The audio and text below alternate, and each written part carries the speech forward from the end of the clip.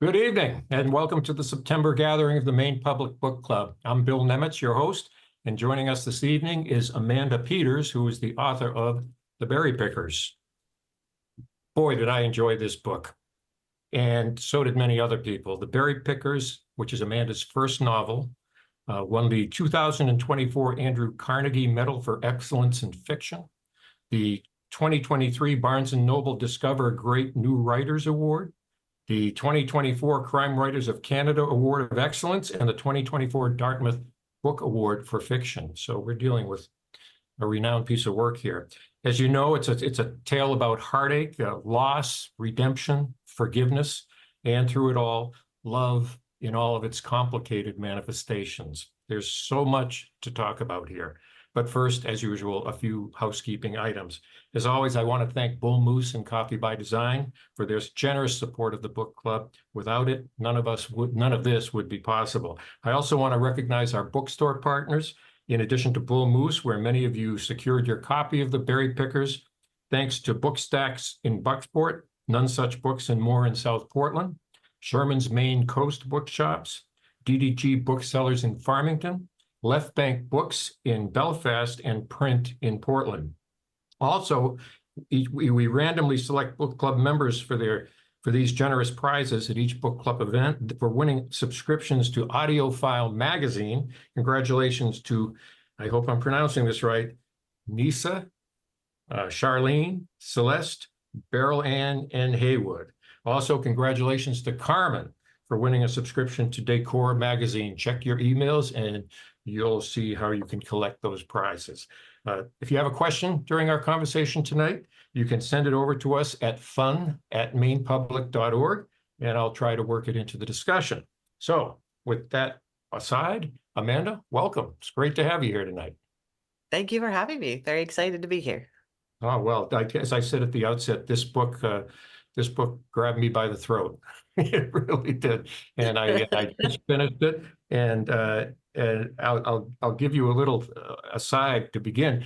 I just got back from a long road trip, and I was getting a little concerned about, having time to read. So I ended up first starting to read this book, and then I started listening to parts of it while I was driving. And then I did something I've never done before. When I got home, I listened to it and read it at the same time, which was an amazing experience because your readers, and I'm not sure how well you know them, but they did such a good job giving voice to the characters that I missed them. So as I was reading the book, I wanted to hear those voices again. And that's interesting.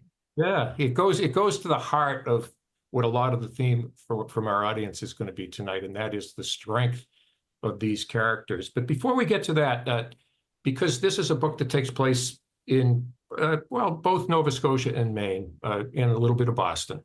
Yep. Give us your personal background and how those touch points relate to your life. Sure. So I'm from Nova Scotia, born and raised, and still live in the Annapolis Valley, Nova Scotia. But my father and his family were they still are Mi'kmaq, but they were Mi'kmaq berry pickers in the 1960s and 70s. So they would go to Maine every summer to pick berries, and so I've grown up with those stories. My whole life, just hearing good stories, funny stories, crazy stories from the Maine berry fields from my dad.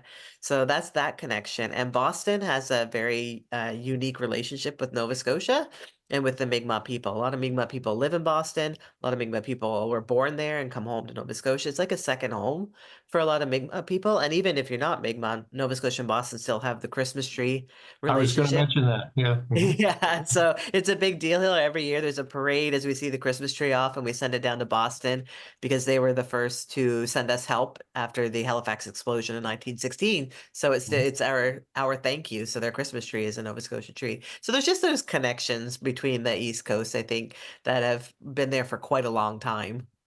Yeah, I've told many people that story of the Christmas tree, and it's probably one of the most charming stories you can tell. Here it's an honor if your tree gets chosen off your property. Sure. It's quite an honor. There's a ceremony, and then it's put on the truck, and then there's cameras that follow it from Nova Scotia. That's great. That's great. Now this story, I was reading in the acknowledgments where you referenced that this story actually was born with a friend. I think her name was Stephanie, and you were at sitting at your picnic table. Tell us Yeah, we were about sitting that. on my yeah. She was the one that nudged you, I guess, and said, hey, there's a book here. Yeah, my dad and I had gone down to Maine because he wanted to show me the berry field. So we did that in the summer of 2017. And then when I got back, my friend Stephanie, who's a writer and one of my very first mentors actually from here in Nova Scotia, she was sitting on my back deck. We were having a glass of wine, and I was telling her how my dad wants me to write this story. And she looked at me and goes, "You should write that story." So I was like, "Well, I guess here we go. Let's see where it takes us." How much form did it have at that point, or was it just kind of a concept? I mean, did we have No, like the abduction, for example, or was that something that came later? No, I had the first line. The first line actually came to me down in Maine when I was there with my dad. The day that Ruthie went missing, the black flies seemed to be especially hungry. And she was like, use that and go with it. And I did. I was just like, okay, let's see where this goes. And I have no idea where that line came from. I asked my dad, were we getting bitten by black flies? Like what was happening? I don't know. But that was a gift to me from the creative gods, I think. I'm going to Ah, apologize for my dog right here. I apologize. no apology necessary. We love pets. We all more pets the better. Uh, now this book, the construction of this book is interesting, if not unique, in that many books are done in the first person, but this is done with two first person narrators. And as I mentioned earlier, with the audio version of the book, uh, that was a very powerful device going back and forth between Joe and Norma. Now I got to clear this up with you right at the outset. Should we call her Norma when we're talking about early in the book and Ruthie later? It's hard to say how you refer to this young woman. Yeah, I always say Who- Ruthie. Ruthie. I always Okay. say Ruthie. And then at the end, you'll notice the chapters go from Joe Norma to Joe Ruthie. And Yeah. I think she begins as Ruthie and she ends as Ruthie. So I call her Ruthie. Okay. Okay. But anyway, they're the voices are very distinct, both in the writing and, of course, in the narration on the audiobook. But tell me about that. I mean, I would think that would be a challenge because you're really it's almost like you're writing two books in one. You're telling Joe's story and you're telling Ruthie's story, but they do and obviously they overlap and there's foreshadowing from one to the other but nevertheless it's really two narratives. Did you have that construction in mind from the start, or is that just did you fall into that? I completely fell into that. Originally, when I started writing it, it was supposed to be a short story. Chapter one was it. But then Mhm. people kept saying it's a novel. So I went with it. But in my head and in my outline, it was Joe's story. Ruthie didn't come into it until like the very end of the story. Like she wasn't even part of the story. But I'm Oh, about three or four chapters into Joe, and I just get this nagging voice saying, I want to tell my story. I want to tell my story. So I was like, okay, Indigenous woman wants to tell her story. She's going to tell her story. So I said, I wonder what's here. And I just sat down at a blank screen and I said, okay, let's do this, Ruthie. okay. Tell me your story. But then I got myself a little bit confused. Like I couldn't get out of Joe's voice to get into Ruthie's, and then I couldn't get back into Right. Joe's. So then I just stopped and I said, okay, she has a story, but I wrote all of Joe's and then I wrote all of Ruthie's and then I pieced them together Okay. I was so wondering I could about that. stay. Yeah, so I could stay in the voices. My dog just burped. I'm really Oh, sorry. that's quite all right. He's got his own voice too. The, I wondered because I would think it would have been difficult, if not impossible, to toggle back and forth chapter by Yeah. chapter. I Yeah. tried and that did not work for me and I was getting really frustrated. So I'd actually used the first about seven or eight chapters as my thesis for my master's at the Institute for American Indian Arts in New Mexico. So I had mentors and I was like, I have to write all Joe's, and they're like, give me a logical explanation. I was like, because I can't go from voice to voice. They're like, okay, let's just work with Joe now, and you can work with Ruthie later. So I was really Uh-huh. lucky to have that support, and I just had to do it that way because I would have got myself all Mhm. confused. Who's speaking? Right. Right. Yeah. The there's one point in the book, and I think it's at the point where Ruthie is seeing herself more as a teacher than a writer, Mhm. and she speaks so eloquently about those who write stories and those who teach, and and even more so how the stories are out there waiting for someone to bring them out. And Yeah. and as somebody that's written my whole life, I was enthralled by that. that it kind of reverses the telescope in a way, and the story, you got to go find the story. So what I'm wondering in your case, was it like that for you? I mean, did in their essence, did Joe's story find you, or did you find it? And same for Ruthie. Did it come to you, or how did you develop it? Yeah, for Joe's story, I don't know. I think it came to me by my dad's stories. I just listened to my dad's stories my whole life. Now, none of those stories are in here, right? It's just an inspiration Oh, for the book. This is fiction. But yeah, I always say I had a friend tell me once that the stories are given to us from the ancestors, and it's our responsibility to tell them then. So I go with that. I was like, maybe it's the ancestors who've given us, maybe it's whoever you want to think of as a higher being or a higher force, the universe. And I was gifted these stories, and it's my job to put them on paper and share them with the world. So with Ruthie, it was kind of funny because I had no intention of writing that story when I started out. Even when I knew it was going to be a book, it was still just Joe's story. But then creativity takes over and takes you where it does. People ask me, "How do you do that? How do you do that?" I'm like, I don't know. It just happens.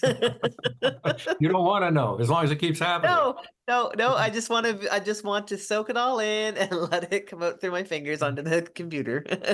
So Ruthie's experience, in the beginning, then was just going to be one of the side stories to Joe's story. Is that what you're saying? That he had this sister, she was missing, and she was still Yeah. missing.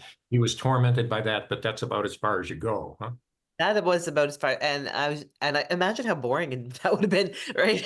So I think there's a reason why she knew better than I did that she had to tell her story, or nobody was going to read this. So, Mhm. yeah, Yeah. I'm glad. I'm Yeah. glad she was a voice in my ear. Uh, I, I'm going to mention an audience question here because Joe and Ruthie are obviously, the central characters in this story, but there are many others, and there's such colorful characters: Aunt June, Alice, May. I go on and on. Ben, uh, but somewhat an audience member wrote in, and this is I thought put it very well. It said our other book club covered the berry pickers, and welcome back, by the way. We were all agreed that we really got to know the characters on a more intimate level than we've experienced with other authors and titles. How the heck did she do it? She doesn't know. So, what I do, it was a deliberate decision on my part to write it in the first person. Right? Mhm. Because I think you make it more of a connection with the characters if it's in the first Sure. person because you feel like they're talking directly to you, right? And you Mhm. establish a really strong relationship if it works. So I think, and that's how I wanted it to go. What I say to people is I wanted you to feel like you're sitting around the campfire and someone's telling you their story. And when that happens, you have a more intimate relationship with them, like that, like you know each other so much better as reader and as character. If it was written in the third person, there would have been that distance, right? And maybe you wouldn't have known the characters as well. So that's the only thing I can think of that I deliberately did. The rest of it was just those creative juices coming out.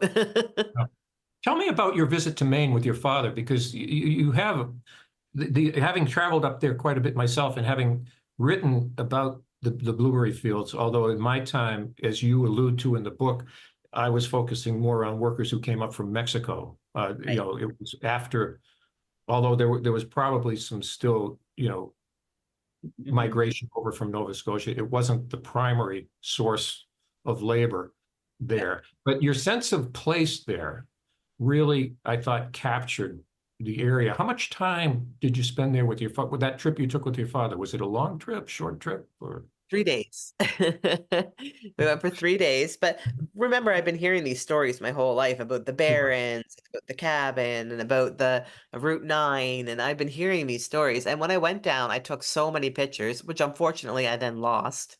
So Mm. when I was writing, I could look back at the pictures and I would call my dad and I was like, does this sound right? And so I had that. And now I go to Maine quite a bit. Like I used to Mm. work for my own community reservation here, and we have members in Maine and New Hampshire and Massachusetts that belong to our reserve here in Nova Scotia. So we used to go down once a year and Mm. visit them. So we would drive through the fields because all my aunts and uncles would have stories, and so we would do that. So I've been down quite a bit now. And then when the book came out, I actually got to take my dad down to Portland with me for the launch at the mechanics hall there, and it was so Mhm. fun just to do that trip again and go through the Oh, berry yeah. fields. I have my dad there to experience this book with me. It was pretty Oh, magical. sure. How old's your dad now, if you don't mind my asking? I'm curious. I'm 47. That means he's 67. So he has old memories of that place. Let me add, have you ever raked blueberries? Did you ever do that? Oh my goodness, no, I hate physical labor. I'm I'm not gonna, gonna lie to you. brutally hard Lie to you. work. It's hard work. And Dad said it would be hard work. I was like, what's your biggest memory of being in the fields? He goes, I remember my neck was always sunburnt Yeah. and I was always sweating. And But I yeah, suspect no. his back hurt too. Yeah, Yeah, quite a. yeah. And he was just a kid then, right? But everybody worked. But no, I'm a homebody. I like to sit in my quiet little house with my cup of tea and read a good book. Okay. That's Okay. kind So, of so what I do. you eat blueberries, you don't pick them, huh? I love blueberries. I even have Okay. a tattoo of blueberries now, if you Oh, can there see. you go. There you go. Look at that. Let me ask you something about these characters. Is there, my relationship and other readers, I'm sure, with the characters changes as the book Mhm. goes on. There at one point in the book, you might think of someone in one way, but later that view has changed. Uh, Right. and the question I have is there a hero in this book, a central hero, or is there someone, or is it more a combination of various people at times acting heroically and at times acting very humanly? I think both. I think the hero is their mother, who's unnamed, which I didn't realize until I I published the book. I Yeah. noticed that. And I was listing Um, names and said, wait a minute, I don't know what her name is. yeah, her name is just Mother, which is funny because I've always been kind of obsessed with how people do that, like Daphne du Maurier and Rebecca. She doesn't name the main character, and I was like, "Oh, that's so cool. I wonder if I could do that." And then I accidentally did it. Uh, But yeah, so I think the mother would be the hero. She just always had faith and always loved, and I think if there was going to be a hero, it would probably be her. But everybody has their moments, right? right, And right. it's kind of some of them are distorted heroism, I guess. With Joe, I think when he leaves, he's doing that because he loves people and he knows he can hurt them. So Hmm. I don't, it's like a distortion of the hero, of the idea of a hero. May's always a hero as well. She's pretty fantastic. But Yeah, May and June to an extent, although June emerges a flawed character in the end. yeah, yeah. Because People I have kept, mixed emotions about her. well, as it was all coming together, I'm thinking there's got to be a way to let June off the hook here, and there isn't. There No, just because isn't. it's life. People are flawed. People do really stupid things sometimes. Because Right. I have asked people like, why didn't you tie it up in a neat little bow a little bit better and give Aunt June some redemption or something, or have Ruthie face her adopted parents? And I was like, because life doesn't always work out that way. It does not everything is all tied up in a nice little bow all the time. Sometimes you don't get to say the things you want to say to people. And the same goes for Alice too, who was Yes. even more intimately connected in some Yeah. ways with Ruthie, yet she was a party to the deception as well. Uh, She was, and people ask me why did I do that, and why doesn't she have to face something either? And I'm like, she was also though the person that Ruthie could rely on and could depend on and knew she could be herself with. So yeah, I get mixed emotions from people. Some people will email me telling me they hate June so much, and then other people will say she was my favorite character. So you just yeah, never know what readers going to yeah. interpret or see. Now we're speaking mostly, with the exception of Joe, of women here, and women really are, they carry the load here in this story and in these lives. Uh, I was struck by how you present three very contrasting views of motherhood in this Right. story. One is Norma, or I'm sorry, Ruthie with her lost child, Lenora with her lost children, and then Ruthie, and of course is Ruthie's mother. And they're all very different people, super different people, but they've all experienced this very similar profound sense of loss, and that is the loss of a child. And I just interested in your thoughts about how this mother-child bond became such a central theme in this story. Because if I come out of reading it with one thing, it's about the power, of that relationship Yeah. for both good and bad. You know. That's That's a tough question. I'll tell you this. I was down in Bangor recently to help Morgan Talty launch his beautiful book, Fire Exit, into the world. And Our he was book next month. okay. So I helped him launch it in Bangor. It was There you go. lovely. We had a Mhm, great time. And he said he was answering a question from the audience. So I stole this from him because it makes a lot of sense to me. He said, writers don't write to theme, they write a story. So theme comes out as a byproduct almost of creativity. Right? mhm. So I didn't sit down to write a story about missing and murdered Indigenous women and girls, but it came out that way. I didn't really sit down to write a story about the power of women, but it came Okay, out that way. You know, right. like I don't, and I'm glad it did though. Like I don't know where it comes from, but I'm really glad that I have strong women in my life. I had two strong grandmas. I have two mothers. I have a mother and a stepmother who are strong women who are amazing. I have three sisters. Like I just have a lot. I've been very surrounded by strong, really intelligent, capable women who do a lot. So I think seeing that is also just by a product of who I am, and it comes out in the book sometimes Yeah, in those themes. yeah. Well, let's talk about Joe, the primary male in the story. And after all he's done, after all the people he's hurt, I was struck by how he was welcomed back into the fold with relatively little fanfare, except of course the punch in the nose from Ben. But as Ben said, he had that coming. Yeah. uh, but uh, you know, is Joe, as he looks back on his life, which he's doing, and that's essentially what his narration uh, is he someone to be pitied, or is he someone to be respected for finally facing his demons? A very complicated character. And I came away from someone asked, and I'll ask you this after, but who was your favorite character? This person, the audience member, said, mine is Joe. And I came away thinking, I want my favorite character to be Joe, but I'm not sure he can be, you know? Right. Uh, Yeah. what are your thoughts on Joe? Did Joe find redemption? Yes, he did. I think he did. He wasn't forgiven. Cora didn't forgive him. She said what you did was wrong, but you should have Yep. come back and taken care of your daughter. He missed his father's funeral because he was so selfish. Like, he's not a great person. He's very flawed, but he also has a huge capacity to love. He just shows it in a really weird way, in a strange way. And his idea of loving his family is to remove himself from it because he Hmm. fears that he would hurt them, right? So Yeah. I love Joe. And I think he is very flawed. And I think he does love very, very deeply. And I think his family welcomed him back so easily is because they missed him all that time. They Hmm. just wanted to bring him in. They wanted to hold him again. They wanted him to be there with them, except for Ben, who punches him, but he Yeah. deserved it. Well, Um, Ben came around too. yeah, he did come He around. drove him home. Yeah, exactly. So I don't know. And I'll answer your question. My favorite character is Joe, and I think it's Good. because Okay. Joe has been in my head the entire time, and I really felt for him, and I wanted him to do good things, even when he didn't do. He did some pretty terrible things, but in the end, it was about love. So yeah, I love Joe. Yeah. Another audience member wrote, and this plays into what you just said about Joe coming home.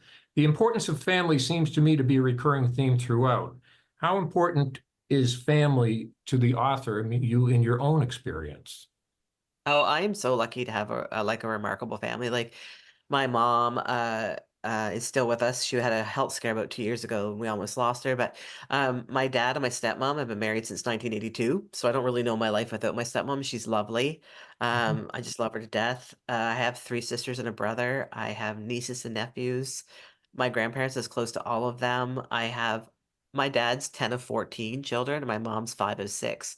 So, and Wow. I have cousins and aunts and uncles, and I don't know. I think I'm from a small rural farming community in Nova Scotia, where family is your friends, right? My friends were my cousins and my sisters, and even now, my best friends are my sisters, basically. One sister lives across the road from me, Hmm. and we made that decision because we wanted to be close to each other. So I think it's just by virtue of me being close to my family and having a loving family. And I've been very fortunate about that, that I write that way. Does that make Hmm. sense? Sure. Yeah. Yeah. Well, you write what you know. I mean, Yeah, you do right, what you know, and I mean, I don't have a perfect family by any means. There's squabbling and there's, the things that families go through. But I feel overall I've been very, very fortunate to have some really my close family are really, really close. yeah, I've always felt that a family that lives in constant nirvana is a family that's kidding itself. True story. You have to have some of that friction and conflict just to Yeah, of course you do, because ultimately you're all demonstrate different. your love for one another. Yeah, and your love for one another overcomes that, right? Right, right. Now, just to double back a little bit, because as we talk about family, there's a character here who I don't know how to put it. She's kind of got, well, much like Ruthie, Leah is a late arrival to this Mm. party. Mhm. Yet she develops this instant connection and devotion, really, to Joe. Uh, when did Leah introduce herself to you in writing this book, and what was her purpose in your mind? Ooh, I think it was because May was calling him, tell him to come home, and I was like, why would he want to come home? And I was like, hmm. Maybe a child, right? So I think now I wrote this. I started writing in 2018 and finished in 2022. So I'm not really sure if that's true, but I feel that's how it happened. Like you have to come home, you have a child, and then to give him something to feel even more guilt about is abandoning his child. I think she feels so connected to him because she's connected to her family. Like he left, but they were still there, right? And Yeah, they told her stories of their father. And I don't think her mother badmouthed him. She just said he's not here. Like there wasn't all of that kind of stuff. And she had her grandmother and her grandfather and aunts and uncles who loved her. And by the time he came around, she was an adult and had a better understanding. Maybe she was 14 or 16. It would not have turned out that way, but she was an adult. She had a better understanding of psychology and family dynamics. And she just wanted to get to know her dad a little bit before he died. yeah, yeah. Well, and you're right. I mean, she kind of increases that gravitational pull on Mhm. him Yeah. to come home. Uh, as I read about the abduction, and you keeping in mind, this was what was it 1962, I believe, is when it happens. So, Yep. worlds away in terms of time.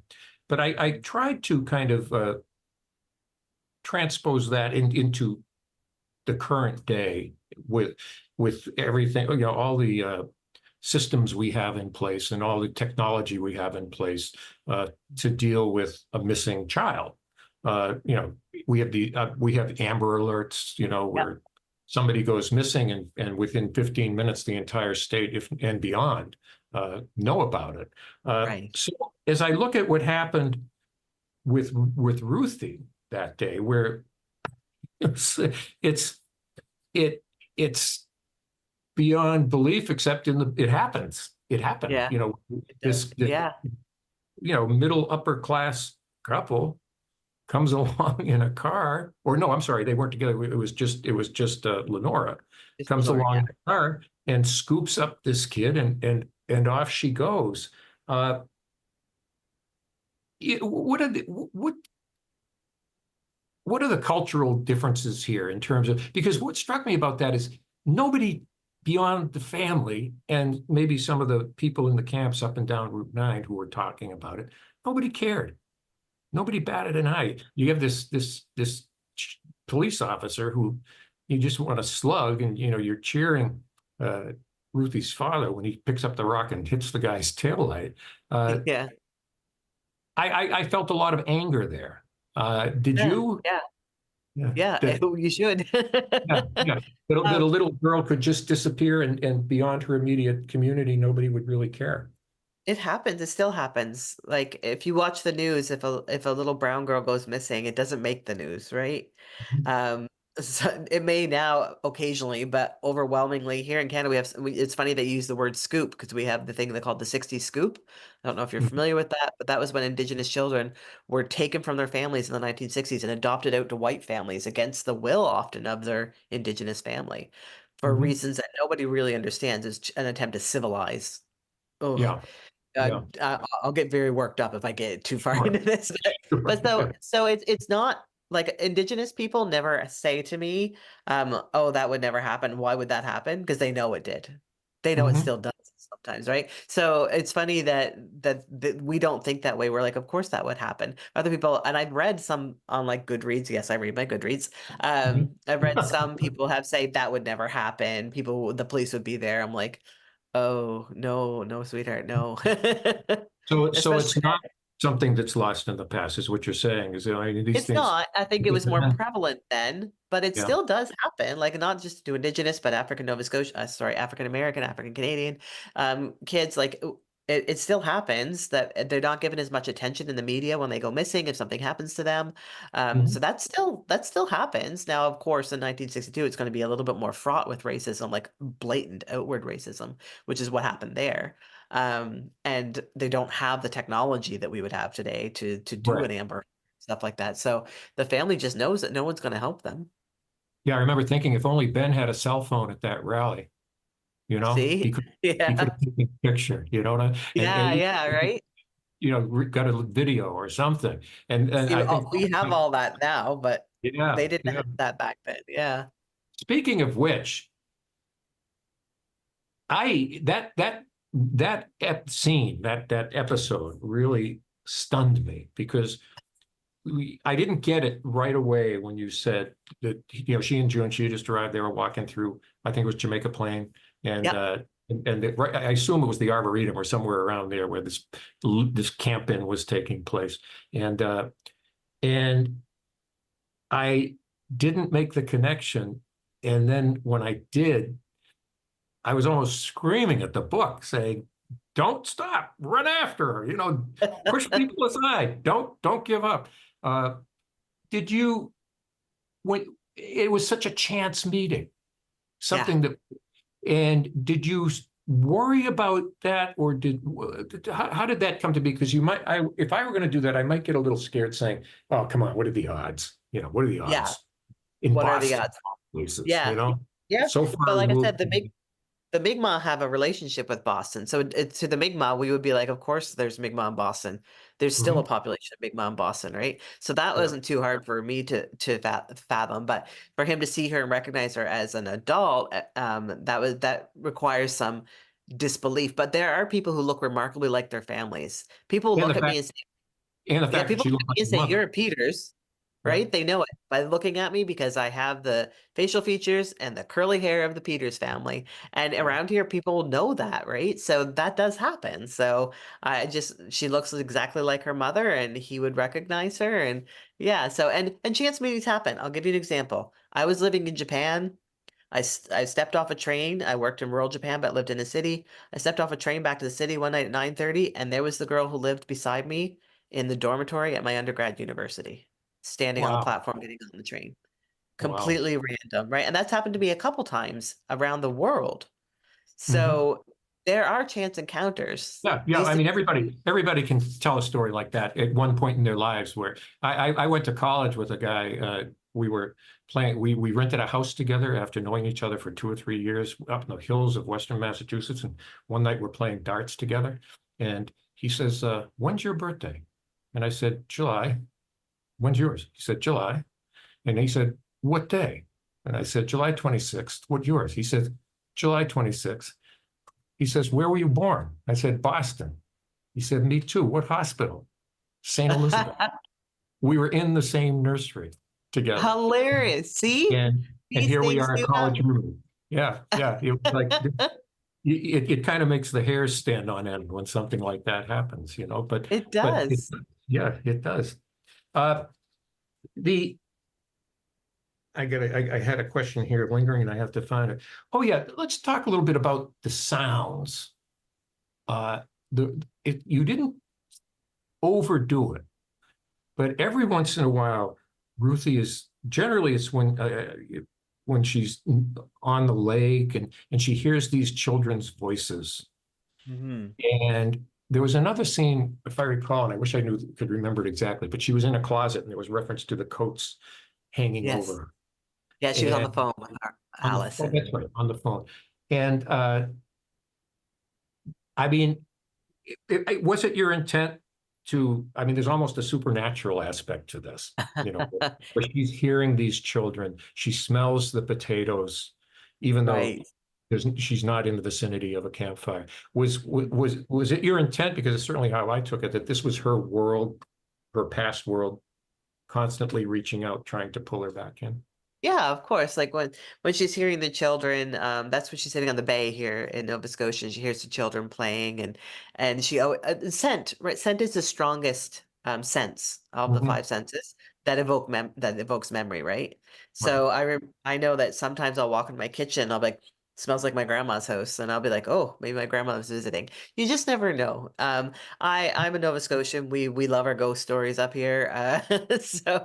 I think ghosts are always going to enter in somehow, whether they be real or metaphorical. But yeah, I like to evoke the senses, right? I talk to my students a lot about imagery. I said imagery isn't just about what you see, but it's also what you hear and what you smell and how you feel. Mhm. So I like evoking that in the stories. So to really give, because you want your reader to be with you and to be with the character in that moment. So um, yeah, and there's always a bit of supernatural in everything, I think. Sure. What about destiny? Because again, she's drawn to the berry fields as an adult. Yeah, She doesn't know yeah. why. Nope. And then with her then husband, she's drawn as a place of healing, actually, as they were trying to resolve the after she lost the child. They're drawn to Nova Scotia of all places. Yeah, yeah, And I know. so again, is that you're a believer in destiny, I take it. Oh, for sure. I know me and one of my sisters, we have this argument quite a bit that I believe everything happens for a reason. There's a grand plan, and she doesn't believe that at all. And we have these little, not real arguments, but just little snippets. And yeah, I believe in destiny. I think things work out the way they're supposed to. There's just I don't not that everything's laid out exactly. Like I Right. didn't publish my first book till I was 46 and I've wanted to do it since I was 5. Things just get in the way sometimes. But I don't know. I believe in destiny. I believe it. Mhm. Let's talk about the writing the book. And you said, you know, this was, as I mentioned at the outset, this is your first novel. Uh, Yep. you've written a lot of, one book of short stories prior to this. Yes, and it just came out in Canada and it comes out Oh, in the okay. US in So that's February. the Yeah. same one you're promoting right now, which I Yeah. can't wait to read, by the way. Speaking of, before I get to this book, what tell us the difference between writing a collection of short stories and writing a novel. As a writer, what does each require of you that the other doesn't? Short stories require conciseness, right? You have to still tell a full narrative story with character, plot, setting, all of that stuff, but you have a very small window to do it. In this short fiction collection, there's 4 or 5 flash fiction pieces. So a complete narrative in 1,500 words or less, basically. Wow. And so that's a little bit more complicated. You have to be very careful with your word choice and how you work around things. With a novel, you can be like, I'll get to that eventually, right? Sure. You can set things aside. Yeah. Yeah, you can just wait on that and just go with it. But with a short story, you have to be very disciplined Hmm. in how everything is working out. So I think that's the difference. And the short stories, I never thought I could write a novel. I was like, I'm never going to write a novel. That's hard. I wanted to my whole life, but I was like, man, that's hard, right? I could never do that. So the short stories were written before the novel because that's what I thought I would, if I was going to write, I was going to write them. And I didn't write them for the world, really. I kind of wrote them for me as kind of like training wheels to see if I could Hmm. write. And then now they're out there in the world. So, but yeah, I think with short stories, you have to be very disciplined. With a novel, you can let yourself go a little bit longer and you can be more verbose and do more with it. But listen to your editor when they tell you Of things. course, we're going to get to that because I want to talk about the writing process for you. How, well, you know, what was your process? Were you like, okay, X number of words a day or get this many hours a day? How did you, over 4 years, how did you approach writing this thing? Well, I was also very busy because I had a full-time job working as the director of administration for my nation, Glooscap First Nation here in Nova Scotia. So I was super busy. And then I worked for the First Nations Financial Management Board here in Canada. So I actually traveled to Indigenous communities in Atlantic Canada and helped them establish governance models. So I was Hmm. very busy. So what I would do is that I would sit down on like a Saturday and and I still do this. I think it's just into me now. I would sit down at like 7 o'clock in the morning with my coffee, and I would write until I just ran out of steam at like 7 o'clock, 8 o'clock at night. I'd stop for food, coffee, tea. Wow. I just Mhm. keep going. Like I have to write in long periods of time. I can't sit and write for 20 minutes. A lot of people can. I can't. I have to have because the first 20 minutes I'm just getting warmed up and that stuff's probably going to be deleted anyway because I'm just Yeah. starting to get my head around it. So that's what I did. And then COVID hit, right? And I had was reduced to 2 days a week at work. So I had like, okay, so here I have time to do that. So I was doing that kind of every day. That must Doing have been the exhausting. it was, but I am one of these people, I don't have children, Mhm. so I don't have to worry about that. Like a lot of writers I know, they're like, "Oh, where do you find the time?" I'm like, "Well, you have 3 kids. I don't have any children. I have a Yeah. dog and a cat." So I just have a lot of time, and it's something I love, right? I But love that moment. when I say exhausting, I'm talking also about the emotional investment that you Yeah, have. sometimes you just have to walk away. Sometimes it Yeah, doesn't I last mean, that long. sometimes you Like want to just look at them all and say, leave me alone. I did that. I'm Send me to working on a bed. new manuscript, and I did that yesterday. I was like, I'm excited about the manuscript. I've showed it to my agent. She's excited about the manuscript. But yesterday I was just wasn't in the frame of mind. And I was like, this is the worst book in the entire world. Nobody will ever read this. So I just packed it up and I put it away for a while. Yeah, yeah. It'll be more attractive when you get back to it. That's right. Yeah, exactly. Just not right now. Yeah, right. Well, as far as the mechanics of the book go, too, the other thing that struck me was how seamlessly, uh, without significant transition, in both Joe's and Ruthie's story, you switch from present to past. And Joe can be talking about his situation right now, and boom, next paragraph, we're back, you know, X number of decades or years ago.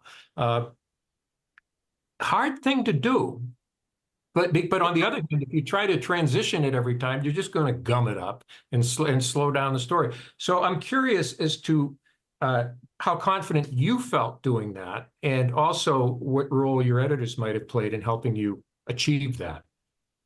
That I get asked this question a lot because people say I didn't get lost in and often I get Right, lost right. when you Mhm, switch time. And I don't know, that's just how I write. So mhm, it wasn't intentional. Like I wasn't like, okay, I have to do this to make sure that people follow it. It's just how I write. So I don't mhm. know if I'm actually talented that way in time transitions. That's my one thing I'm gonna claim that I can do well. The rest of it is like lots of other people helping me and a super editor. But I don't know. It's just how I write. Like there were a few times when my editor was like, I have no idea where I am here. And when I was writing it, there's at one point, so Ruthie is 2 years younger than Joe. At one Mhm. point, because I had the times all messed up, she was 10 years older than Joe. Right. So I was getting Oh, myself okay. confused. Yeah. So I Yeah, did so have to go back. you can trap yourself in Yeah. unknowing. Yeah. Yeah, that's a Yep. good So point. so for Because this you're right, there new are different times in various places, and it's hard and it to. took me about 2 weeks with my editor to go through and make sure that all of the timelines lined up because I would just write. With my new novel, there's a bit of a timeline, but I wrote that out before I even started writing. I was like, this is what's going to happen. This is what's going to happen. This is the year. This is how old the characters Mhm. are. This is the location. Because I was like, I do not want to go through that again with trying Yeah. to figure out how old everybody is. What time is it? Is it the past, the present? So yeah, I did confuse myself a little bit, to be Yeah. honest. Well, it's a good point because I mean, we've talked to other writers who uh, diagram everything, before Hmm. they start writing, which works for them. Frankly, for me, it would seem a little tedious, to Right. you want to get at the story. You don't want to, Oh, I'm an outliner. I am an oh, are outliner. you? I very Are you? rarely stick to it though. Right? Okay. So this whole outline was just Joe. So this is a Canadian cover. This is the one I read Mhm. from, but this was all Joe, right? That in my outline there was like Ruthie was there in the beginning and there at the end, and that's it. Okay. So Okay. I completely derail. I used my outline for Joe. Even that I didn't keep to. Mhm. So yeah, it's just I do outline just for my head because I'm a type A. I need to see and know Yeah, what's some going sense of on. direction. Yeah. Yeah, but Speaking of, sometimes I'm just like, we discussed earlier you possibly sharing a little bit of a reading with us. Would you like to do that now? sure, sure. While we still have time, that would be great. Yeah, I always read from the beginning because in case people haven't read it, although we've given a lot of spoilers tonight, so I hope people have read it. But Okay. I just read a little bit from the beginning from Joe's, and I think I like this because it was the first thing that came to me was this first sentence, and it just makes me feel good. So chapter one. Mhm. The day Ruthie went missing, the black flies seemed to be especially hungry. The white folks at the store where we got our supplies said the Indians made such good berry pickers because something sour in our blood kept the black flies away. But even then, as a boy of 6, I knew that wasn't true. Black flies don't discriminate. But now, lying here almost 50 years to the day and getting eaten from the inside out by a disease I can't even see, I'm not sure what's true and what's not anymore. Maybe we are sour. Regardless of the taste of our blood, we still got bit. But Mom knew how to make the itching stop at night so we could get some sleep. She peeled the bark off an alder branch and chewed it to a pulp before putting it on the bites. Hold still, Joe. Stop squirming, Mom said as she applied the thick paste. The alders grew all along the thin line of trees that bordered the back of the fields. Those fields stretched on forever, or so it seemed back then. Mr. Ellis, the landowner, had sectioned the land with big rocks, making it easier to keep track of where we'd been and where we needed to go. But eventually and always you'd reach the trees again. Either the trees or Route 9, a crumbling road littered with holes the size of watermelons and as deep as a lake, a dark line of asphalt slithering its way through the fields that brought us here year after year. Even then, in 1962, there weren't many houses along Route 9, and those that were there were already old, the gray and white paint peeling away, the porches tilted and rotting, the tall grass growing green and yellow between abandoned cars and refrigerators, their rust flaking off and flying away with a strong wind. When we arrived from Nova Scotia, midsummer, a caravan of dark-skinned workers, laughing and singing, traveling through their overgrown and rusting world, the local folks turned their backs, our presence a testament to their failure to prosper. The only time that place showed any joy at all was in the fall, when the setting sun shone gold and the fields glowed under a glorious September sky. No, Little that's story. wonderful. That's wonderful. I can't believe you did that without those pictures. It's so Yeah, boss wonderful. says pictures. I mean, I feel like I'm driving up the airline, right? We call Route 9, right Yeah, the now. airline route. Yeah, that's what we call it too. I called it Route 9 in the book, but my dad calls it the airline route too, just Airline. depending. Yeah, and Yeah. it's paved really nice now. Oh, oh, it's like a superhighway. Yeah, it's nice. You really got to be careful, not for the potholes, but for the trucks going 80 miles an hour, Yeah, they a little fly bit up. scary. Yeah. Yeah.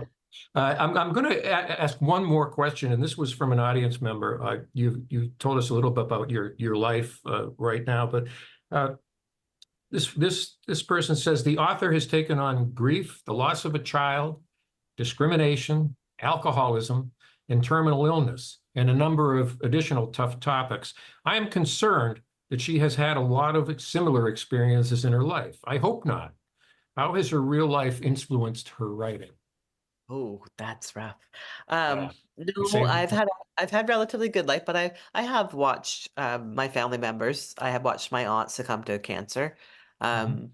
My mother had cancer. I myself have had cancer. So um, that's a little bit of personal Mhm. impact there. I've never had pregnancy loss, and I don't know people who have really. So when I was writing about that, because I wanted to honor that experience, I read a lot of firsthand accounts.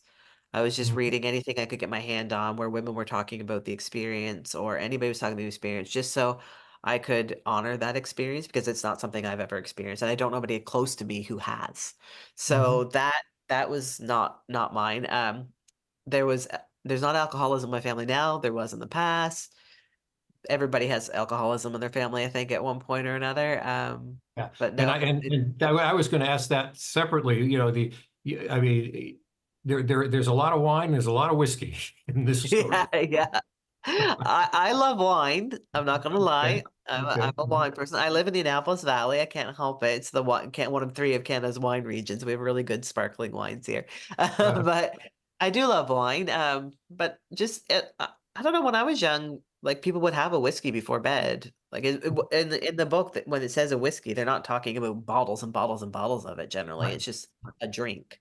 They'll have Mhm. a drink in the summer when it's like taking the beer out on the back deck when it's a hot day kind of thing. Mhm. So there's not a lot of alcoholism in there. Joe's not an alcoholic after he leaves. Right. He is while he's there, but after he leaves, he very rarely touches it. Only when he's like really by himself in the winter when it's a cold day, have a whiskey by the fire. But Or if he was in pain, he or if was he was in pain, yeah, under because it eases the an pain. And anesthetic. Yeah. yeah, yeah, And June and Alice did like their wine. yeah, they did. Yeah, they did like their wine. couple of times I said, As wait a I minute, do, I'm gonna try to as count how I many do, I times. had the launch. I had the launch of the Berry Pickers and Waiting for the Long Night Moon at a vineyard here in There you Indianapolis go. Valley at Benjamin Bridge. So I can't lie, I do enjoy my wine. Well, there you go. Well, listen, I wish we had more time, but we've kind of chewed it all up. And this is just tell us one more time the name of the book that is coming out now is It's called Waiting for the Long Night Moon. okay. You can pre-order it in the US already. It comes out in February. It's a different cover than this. This is Okay. the Canadian cover. Mhm. But yeah, it comes out in February. Okay.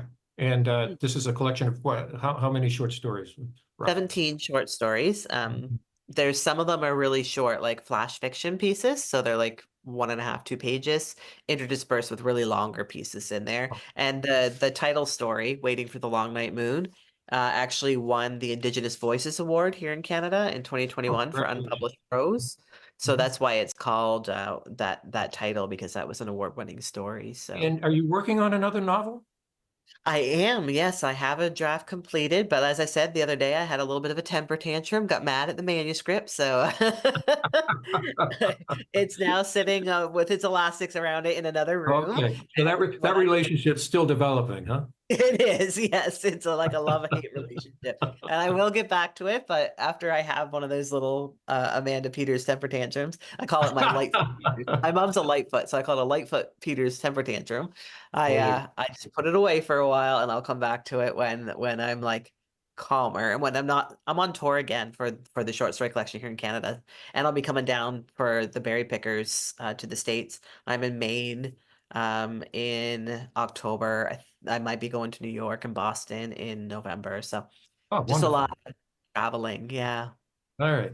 Well, thank you so much for this. I mean, this is, I can't, I'm just so thrilled to talk to you so soon after reading the book because as I told you the other day when we first chatted, there are some books you just don't want to end, and this was one of them. You know, it was Oh, get down to those final pages, and you're looking, oh my God, there's only 3 pages left, and you know where it's going. And what I loved about the ending, by the way, of this book is it ended so peacefully. yeah. I Yeah. mean, there And was with hope. not like the big wow moment or the climactic, the crescendo. I came away from this with a great sense of comfort. Yeah, good. That Despite was all the supposed to adversity. be that way. Yeah.